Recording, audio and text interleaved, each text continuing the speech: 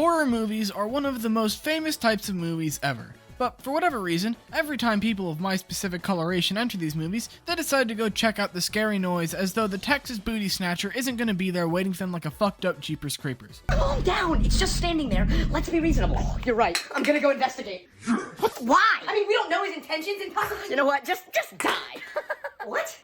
Which I think is kind of bogus, because I think I would 100% solo so many of these horror movies.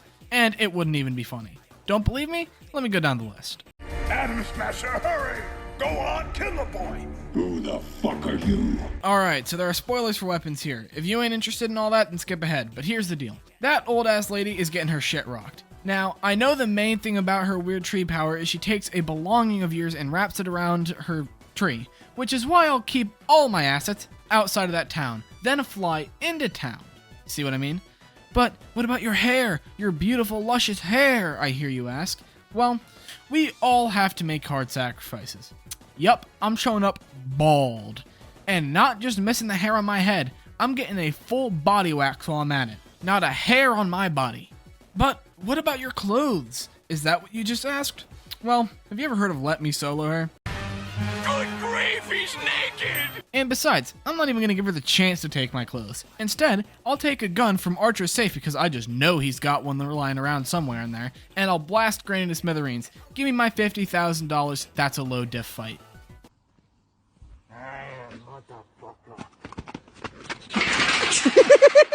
These two are also light work, Billy and Stu. They love sneaking around and shit. Plus, they love to stab and gut their victims. But I already have a secret weapon prepared for them when they try and stab me. That's right, I'm fat.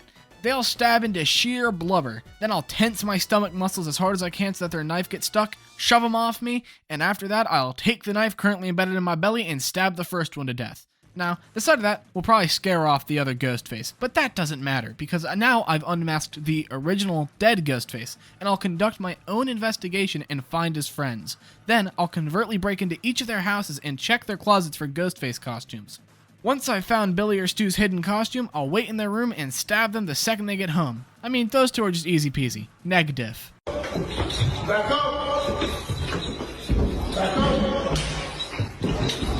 Back up! I'm coming out of the gate and saying I solo the living shit out of Chucky. He's a doll with some voodoo powers, but he's still a doll. His voodoo magic lets him send his souls elsewhere. Other dolls are kids and sometimes adults, albeit those require quite the ritual. But I'm not even worried, because he's not going to get the chance. You see, I'm going to buy a secret weapon and then I'll hide it in my bed. Then I'll pretend to go to sleep so that when Chucky tries and gets the easy stab on me before doing any ritual, I'll jump out of my bed and I'll use my flamethrower and I'll fucking incinerate that dude.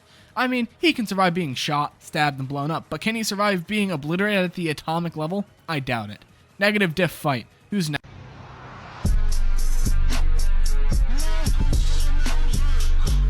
Pennywise the Clown. The dude is evil as hell and likes scaring little kids file style. His powers consist of all sorts of evil manipulation shit, but only if you're scared of him.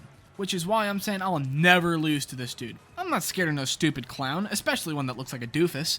And in the movies, the way they beat Pennywise is by insulting the dude to death. So I'll just do that. Or if I truly believe that whatever I'm carrying can hurt Pennywise, it will hurt Pennywise. So if I pull out my trusty flamethrower from Chucky, I'll neg diff this dude at no extra cost. Fuck Pennywise.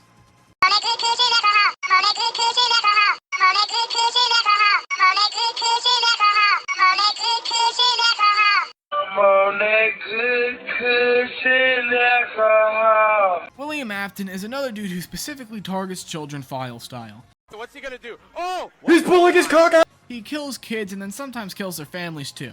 He's really quite the dickhead. But no worries for me. First of all, he wouldn't even target me. I'm out of his age range and I don't even have any little siblings. But let's say I show up at Freddy's like the biggie I am and he decides that I need to die right there. Well then, he might give me some trouble. Have you seen what that suit can do? He'd be giving me work. But here's the reason I'll win. He has an instant loss condition. The spring locks. Plus, that suit doesn't really seem very motion-abled.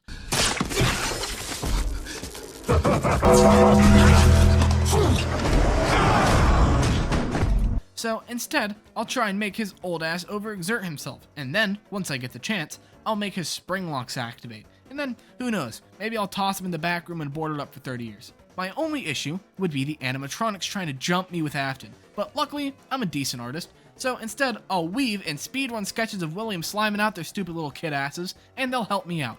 And that's game point. Mid to high diff at max. We catch ourselves a baby hammerhead. Look at him. He's so cool. Now, this is an interesting one, but worry not, I also solo Jaws. Well, not one-on-one, but one-on-one I lose any of these fights, so that's boring. Instead, I'm gonna find a homeless man, offer him a nice meal at Applebee's, and after he's nice and fed and big, I will make him participate in his end of the deal, where I'll attach him to the back of my boat and utilize Jaws' taste for human flesh to lure him into fresh water like a dipshit, drowning the living shit out of him. Neg diff, that's free eats. Literally, that homeless man is getting the entire shark. Through the door? Kelly, I got us! Just let me know Alright, Jason is pretty strong. But would I lose? Nah. You see, Jason has a phobia of water. Should he? No, absolutely not. That makes so many plot holes. But given that I'm fighting Jason Voorhees, I'm gonna make do. So what I'll do is invoke his aquaphobia. I'll make him chase me out onto a dock, but what he doesn't know is that I've got that dock rigged to fall apart at his weight. And the moment he drops inside, I'll run my boat motor over him, which I do have, and I'll just leave it there until it can't run anymore. Problem solved. No head on his shoulder means no Jason, and I'll just be safe, and I'll flamethrower the living shit out of Pamela Voorhees beforehand, just so he's mad enough to follow me onto the dock. High diff fight. Freddy is easy. He haunts dreams, dream catchers. Lots of them. Hundreds. Lining the walls. It's like laying in a field of bear traps and telling a bear to kill you. Neg diff. Jean Jacket is this big fucking UFO alien looking thing, but don't worry, I'll solo it. You see, I'm gonna kill a horse. I'm gonna empty its insides, fill it up to the brim with horse tranquilizer, overflowing even, then feed it to Jean Jacket like Invincible did in the movie. Then, when he passes out, I'll find where he landed, cover him in gasoline, and the rest is history thanks to Old Reliable. Mid-diff, I think the horse wouldn't go down without a fight. All right, kids, this better be good. I was in the forest wrestling with a bear claw when we got the call. Monster House is literally just an evil-ass house that can walk around and kill people. But this one is actually a bit harder for me. You see, what I'll need to do is prepare myself by grabbing a shit ton of Molotovs, because otherwise, when I try and light him on fire with my flamethrower, he'll just grab me and then I'm dead.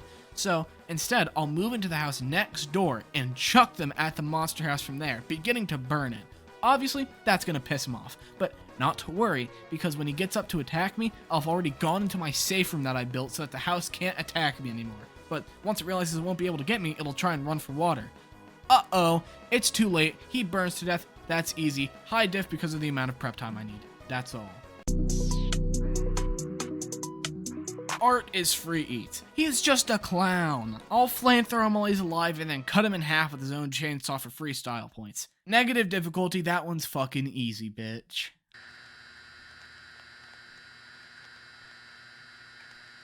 Alright, so this one might be a bit more complex for me, but worry not, because I got this shit on lock.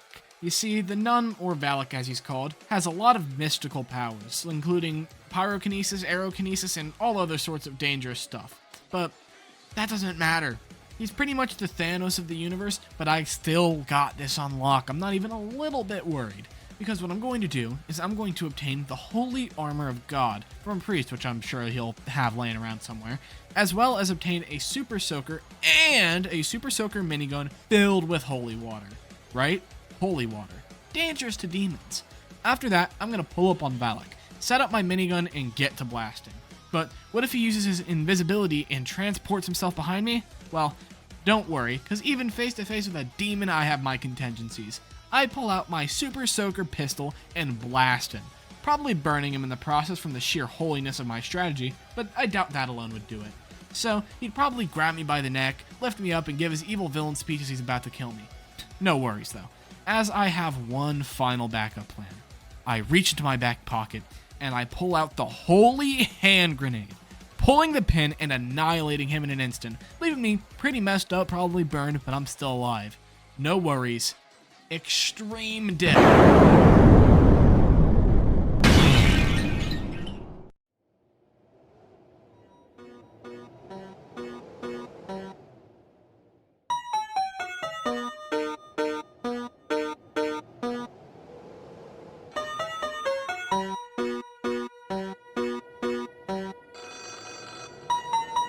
Bye.